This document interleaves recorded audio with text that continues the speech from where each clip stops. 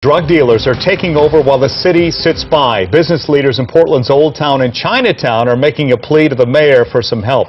On Your Side investigator Dan Tilkin is live in Old Town. And Dan, we're talking about crack cocaine users and dealers. Right, employees and neighbors tell us and the city that they don't feel safe on these sidewalks anymore. This area that used to be a drug-free zone where known drug dealers could be cited and arrested on site is now a haven for crack dealers. You can see the dealers, and they're in groups. Because of what Barbara Smith views every day in the streets of Old Town, or the activity that happens inside this public bathroom, she fired off this letter to city commissioners. Since the drug-free zone was lifted, the area has been overrun with drug dealers, junkies, prostitutes, pimps, as you know.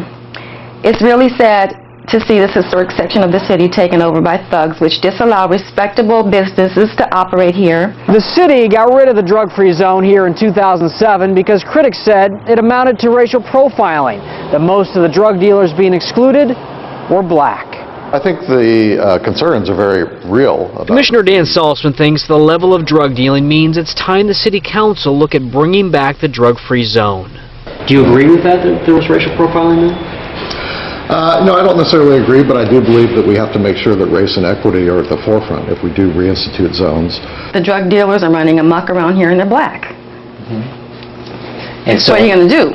It is what it is. Do you just leave them there because they're black? Now, the Old Town Chinatown Neighborhood Association fired off this letter recently to Mayor Adams asking him to bring back that drug-free zone. We wanted to speak with the mayor today, but it turns out he's actually out of the country, even overseas, so obviously we weren't able to speak with him. But I did speak with the head of the Pearl District Business Association, and she told me today that she expects that her organization will ask the city to do the same thing.